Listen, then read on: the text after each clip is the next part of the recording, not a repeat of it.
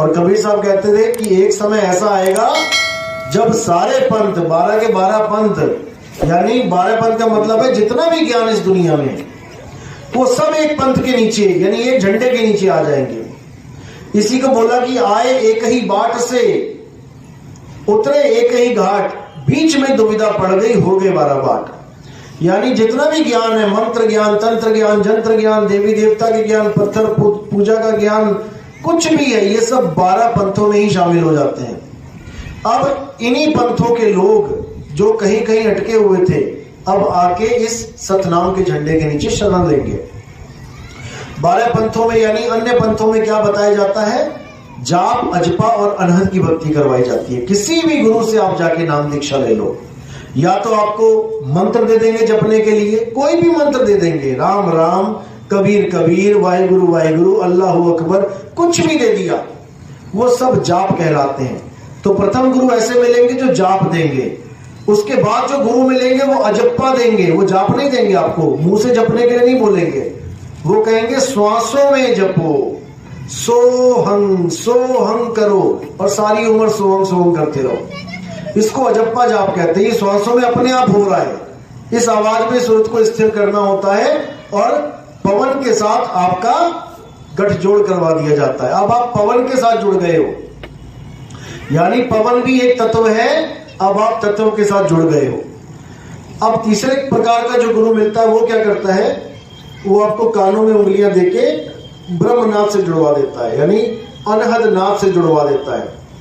अब आप अनहद की नाद सुनते हो, तान सुनते हो, 5 तत्वों की 5 धुनें सुनते हो और आप अनहद को ही परमात्मा मान के बैठ जाते हो। अब इसके बाद जो गुरु मिलेगा आपको वो है सार शब्द का भेदी गुरु। वो ना तो आपको जाप के मंत्र देके ये कहेगा कि सारी उम्र जपो, ना वो आपको सोहम सांस के साथ कोई मंत्र देगा कि इसको सारी उम्र जपो, ना ही वो आपको कहेगा कि कानों में उंगलियां डाल के आवाज को सुनो। वो आपको निर्बंध नाम देगा, देही से परे नाम देगा, शरीरों से उस नाम का कोई लेना देना नहीं है, ना वो जाप है, ना अजप्पा है, ना अनहद है। इसके लिए साहिब ने बोला जाप मरे, अजपा मरे, अनहद भी मर जाए और सूरत समाये शब्द में वाको काल ना खाए। जब तुम्हारी सूरत शब्द को पकड़ेगी तब समझो कि अब तुम्हें काल नहीं खा पाएगा, क्योंकि काल ऐसा कोई मंत्र नहीं है जो काल उस मंत्र से डरता है, क्योंकि सारे मंत्र काल के हैं।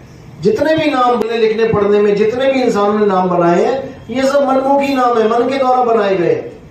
इंसान ने पढ़ना लिखना सीखा, अक्षरों की खोज करी, अपने मन से नाम बनाता चला गया, दुनिया भर के नाम रख लिए। ये सब 52 अक्षर कहलाते हैं। तो कबीर साहब ने इसका पूरा खंडन किया कि 52 अक्षर लोक तरह सब कुछ इन्हीं माही, ये अक्षर खिर जाएंगे, वो अक्षर इनमें नहीं।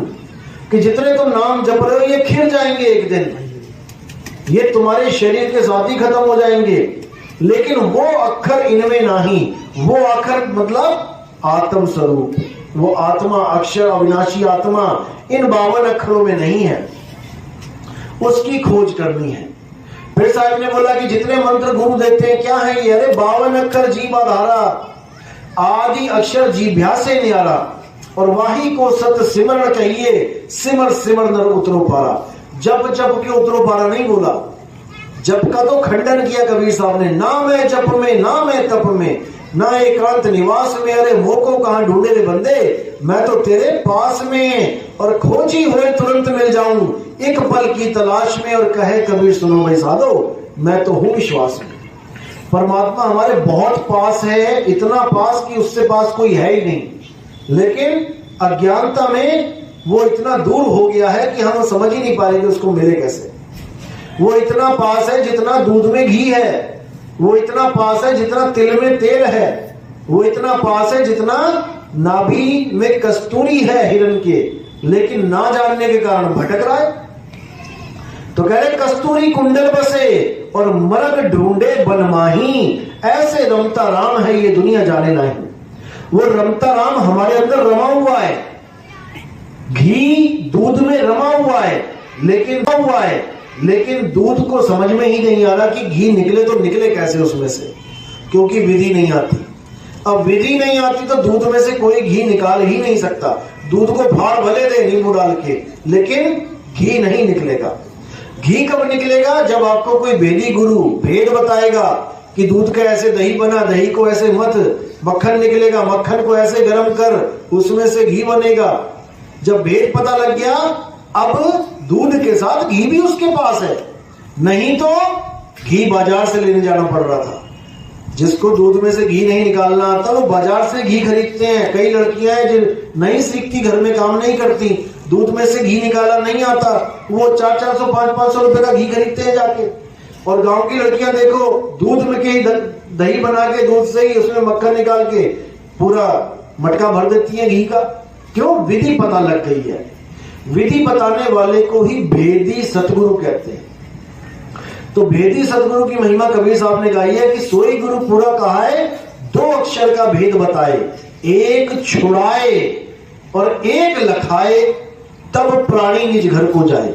एक तो ये छुड़वा दे, जितने भी मंत्र तंत्र जंत्र है सबको छुड़वा दे, लाइन से छोड़ो इसको, यहां तक कि अंदर से भी बाहर करवा दे, खत्म कर दे बिल्कुल। मुंह से तो जपना नहीं है, अंदर के जो चल रहे हैं उसको भी तोड़वा देना है। एक छुड़ाए एक लखाए, उस अविनाशी आत्मा का ज्ञान प्राप्त करवाए कि वो अविनाशी आत्मा है कहां इस वक्त, है कहां इस वक्त, जो मेरी बॉडी को चला रही है वो है कहां। क्योंकि हमें पूरे शरीर का ज्ञान है, आंख कहां है, कान कहां है, नाक कहां है, बाल कहां है, सब पता है, लेकिन कोई पूछे आत्मा कहां है, ये हमें नहीं समझ में आता। कोई कह देगा आंखों में है, कोई कह देगा कान में है, कोई कह देगा नाक में है, मुंह में है, देखो बोल रही है, कोई कह देगा हृदय में है, कोई कहेगा नाभि में है। लेकिन ये सब सुरत की अवस्थाएं हैं। जाग रहे हो तो आंखों में है, सो रहे हो तो गले में है, और डीप चले गए हृदय में है, नाभि में है, ब्रह्मरंध्र के नीचे है। ये सुरत की अवस्थाएं, ना कि आत्मा की। आत्मा तो अचल है, अडोल है। आत्म अडोल न डोलई, गुरु के पाए सुहाय। वो आत्मा अडोल है, वो आत्मा अजन्मा है, वो आत्मा नित्य है, सनातन है, लेकिन उस आत्मा को हम नहीं जान पा रहे हैं। उसी आत्मा को जानना आत्मज्ञान कहलाता है। और आत्मज्ञान का मतलब ये कभी नहीं है कि तुम कोई मंत्र जपो, कभी भी नहीं। आत्मज्ञान का मतलब है कि तुम खुद को जान लो। जैसे कोई आत्महत्या करता है तो इसका मतलब ये नहीं वो किसी और की हत्या कर रहा है, वो अपने शरीर की हत्या कर रहा है, उसको आत्महत्या कहते हैं। जो अपने शरीर की रक्षा कर रहा है उसको आत्मरक्षा कहते हैं। जो अपने जीवन की कथा लिख रहा है उसको आत्म कथा कहते हैं। और जो अपना ज्ञान अर्जित कर रहा है कि मैं क्या हूं, उसको आत्मज्ञान कहते हैं। आत्मज्ञान बिना नर भटके, कभी काशा कभी काबा कभी काशी, जल में मीन प्यासी, मोह देखत आवे हंसी। कबीर साहब ने ये नहीं बोला कभी कि मंत्र ज्ञान बिना नर भटके। आज कबीर पंथ में इतने गुरु बैठे और मंत्र दे रहे हैं कबीर साहब के नाम पे। कबीर साहब तो घोर विरोधी थे मंत्रों के। अरे तंत्र मंत्र सब झूठ है, इनमें ना उलझे कोई, और सार शब्द जाने बिना कागा हंस ना होए। सार शब्द यानी कि तुम्हारा आत्म स्वरूप, जिस आत्मा की वजह से इस मृत शरीर में से, इस 5 तत्व की काया में से ये अक्षर निकल रहे हैं, ये नाम निकल रहे हैं, ये आवाज निकल रही है, वो है तुम्हारी आत्मा जो इस आवाज को निकाल रहा है। उसको जानना है। वो खुद शब्द स्वरूप है, इसीलिए वो शब्दों को पैदा कर रहा है। तो जो पैदा कर रहा है वो है हमारा शब्द स्वरूप, और जो पैदा हो रहे हैं वो है हमारे अक्षर स्वरूप, 52 अक्षर स्वरूप। तो इसी को साहिब ने बोला, हम हैं शब्द, शब्द हम मां और कछु नाही, शब्द न बिन से देही, कहे कबीर हम शब्द सनी। कि मैं शब्द की साधना करता हूं और आपको भी यही कह रहा हूं कि शब्द की साधना करो, यानी अपने आत्म स्वरूप में स्थित हो जाओ। कबीर साहब अपने आत्म स्वरूप में स्थित है, वो विधेय अवस्था को प्राप्त है।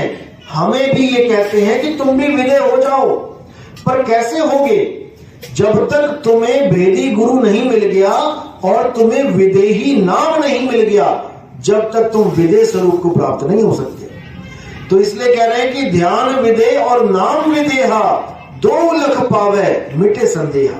पहले ध्यान विधेय मिलेगा कि ध्यान कहां करना है, कैसे करना है, फिर नाम विधेय प्रकट होगा। जब नाम विधेय प्रकट हो जाएगा तब समझ जाना कि अब तुम्हें विदेही ज्ञान हो गया है। अब तुम्हें शरीर की जरूरत नहीं है, जितने दिन लिखे हैं मालिक ने चल रहे हो, और जब इसको छोड़ना पड़ेगा अपने विदेही स्वरूप को प्रकट कर लोगे। इसीलिए बोला साहब ने, शब्द शब्द सब कोई कहे, वह तो शब्द विदेह और जीवा पे आवे नहीं, निरख परख कर ले। विदेह का मतलब है आत्मा। साहिब कह रहे हैं शब्द शब्द सब कोई कहे, हर गुरु कह रहा है हमसे शब्द ले लो, हमसे शब्द ले लो, और देते क्या है 52 अक्षर।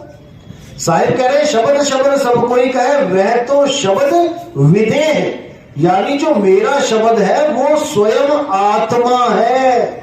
जो मैं ज्ञान देता हूं आत्मा का ज्ञान देता हूं, किसी अक्षरों का शब्दों का ज्ञान नहीं देता।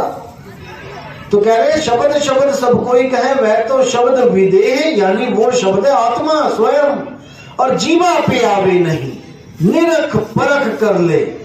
जो मैं नाम दूंगा वो आत्मा का ज्ञान दूंगा कि तुम्हारी आत्मा कहां पे है, ना कि मैं कोई ऐसा नाम दूंगा जो जीवा पे आ जाएगा, क्योंकि जीव पे आने वाले सारे नकली नाम हैं। गुरु ग्रंथ साहब में 5वीं पातशाही ने साहब बोल दिया, कृत्रिम नाम कथे तेरे जीवा, और सत्य नाम तेरा परा पुरबला। कि जितने भी नाम मैं मुंह से बोल रहा हूं, कथ रहा हूं, ये सब डुप्लीकेट नाम है, ये सब इंसानों ने बनाए हैं।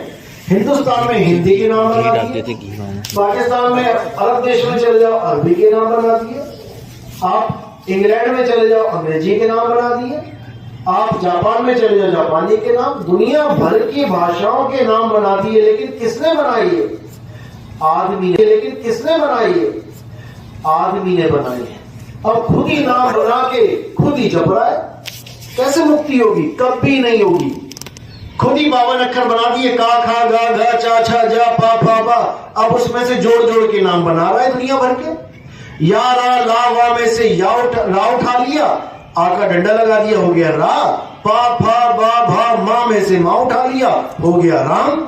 कहां से लाए ये नाम? इन्हीं 52 अक्षरों में से। अब का खा गा में से का उठा लिया, क बा उठा के ई की मात्रा लगा दी बी, और यारा में से रा उठा लिया कबीर। कहां से लाए ये नाम? उन्हीं 52 अक्षरों से। सारे नाम 52 अक्षरों से ही निकल के आ रहे हैं। यहां तक कि तुम्हारे अपने नाम, तुम्हारी जात राजपूत कहां से आया? रा उठाया, जा उठाया, पा उठाया, ता उठाया, लगा दी मात्रा। ब्राह्मण कहां से आया? इन्हीं 52 अक्षर से आया। हरिजन कहां से आया? इन्हीं अक्षरों से आया। ये अक्षर हटा दो, अब बताओ तुम्हारा क्या नाम है, तुम्हारी जात क्या है, तुम्हारा धर्म क्या है, तुम्हारा देश क्या है, तुम कौन से भगवान को मानते हो, तुम्हारा इष्ट क्या है, सब खत्म।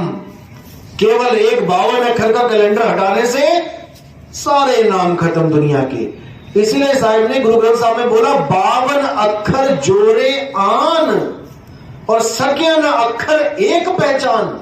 उस एक अक्षर को पहचानना था, उस एक आत्मा को जानना था, लेकिन पकड़ के क्या बैठ गए? आत्मा के द्वारा पैदा किए हुए नाम, दुनिया भर के नाम है। उसके बाद खुद ही नाम बना के खुद ही झगड़ा कर रहे हैं। राम बड़ा, अल्लाह बड़ा, वाहेगुरु बड़ा, कहां से आए ये नाम? उसी में से निकाल निकाल के नाम बना लिए अपने अपने। जैसे पानी एक है, लेकिन उसके नाम क्या है? जल, वाटर, नीर, तोय। अब कहां से आए सारे नाम? उन 52 अक्षरों में से। नहीं तो कुत्ते ने आज तक, बिल्ली ने आज तक, किसी गाय भैंस ने आज तक ये सोच के पानी नहीं पिया कि इसको पानी कहते हैं। चिड़िया को प्यास लगी, कभी नहीं सोचेगी कि मैं पानी पीऊं कि जल पीऊं कि वाटर पीऊं। जहां उसने तालाब देखा होगा, पानी देखा होगा, अपने आप वहां पहुंच जाएगी। क्योंकि जानवर वस्तु की परख करते हैं, नामों की नहीं। केवल इंसान नामों के चक्कर में पड़ा है। एक ही पानी के, जल के सारे नाम बना के बैठ गए, पर खुद ही झगड़ा कर रहा है। नहीं, जल से गला गीला होता है, नहीं तू झूठा है, वाटर से गला गीला होता है।